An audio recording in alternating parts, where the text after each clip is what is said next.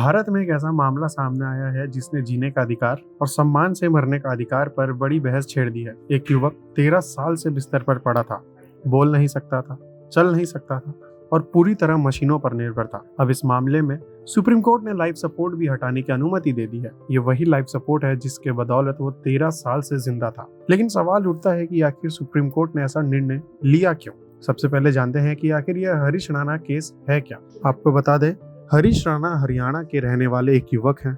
साल 2013 में चंडीगढ़ में पढ़ाई के दौरान उनके साथ एक गंभीर हादसा हुआ। रिपोर्ट्स के अनुसार पीजी की चौथी मंजिल से गिर गए, जिससे उनके दिमाग में गंभीर चोट लगी। इस हादसे के बाद उनका शरीर लगभग पूरी तरह पैरालाइज्ड हो गया।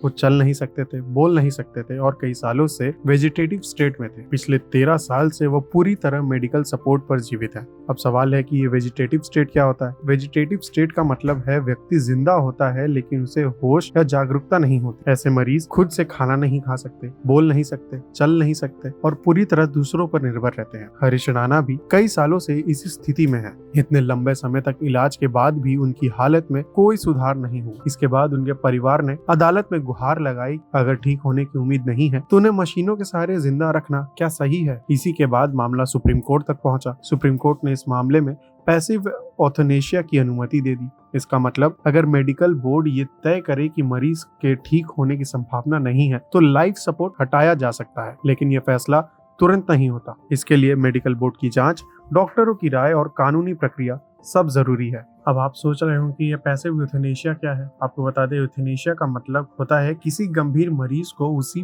पीड़ा से मुक्त कर देना। ये दो तरह के होते हैं, एक एक्टिव यूथेनेशिया और एक पैसिव यूथेनेशिया। एक्टिव यूथेनेशिया में डॉक्टर मरीज को दवा देकर जानबूझकर मृत्यु देते हैं। भारत में ये गैर कानूनी है। और वहीं पैसिव यूथेनेशिया होता है लाइफ सपोर्ट, वेंटिलेटर या आर्टिफिशियल फीडिंग जैसे चिकित्सा सहायता हटा दी जाती है और मरीज को प्राकृतिक रूप से मृत्यु होने दी जाती है। भारत में पैसिव यूथेनेशिया सीमित परिस्थितियों में कानूनी है। अगर बात करें भारत का यूथेनेशिया पर कानून की, तो भारत में यूथेनेशिया पर सबसे महत्वपूर्ण फैसला साल 2018 में सुप्रीम कोर्ट ने दिया था। इस फैसले में कहा गया था हर व्यक्ति को right to die and dignity यानी सम्मान के साथ मरने का अधिकार है।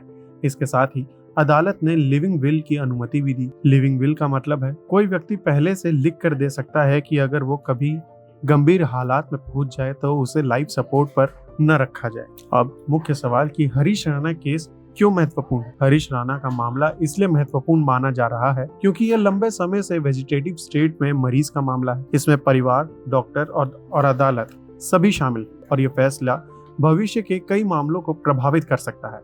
ये मामला फिर से ये सवाल खड़ा करता है कि क्या जीवन को हर हाल में बचाना जरूरी है या कभी कभी सम्मान के साथ मृत्यु भी एक विकल्प हो सकती है। हरीश राणा केस केवल एक व्यक्ति की कहानी नहीं है। ये मामला हमें ये सोचने पर मजबूर करता है कि जीवन की गुणवत्ता क्या होती है, चिकित्सा की सीमाएं क्या है और इंसान को अपने जीवन के अंत के बारे में कितना अधिकार होना चाहिए। ऐसी और खबरों के लिए देखते रहिए सनमार्ग नेटवर्क के अन्य डिजिटल प्लेटफॉर्म्स।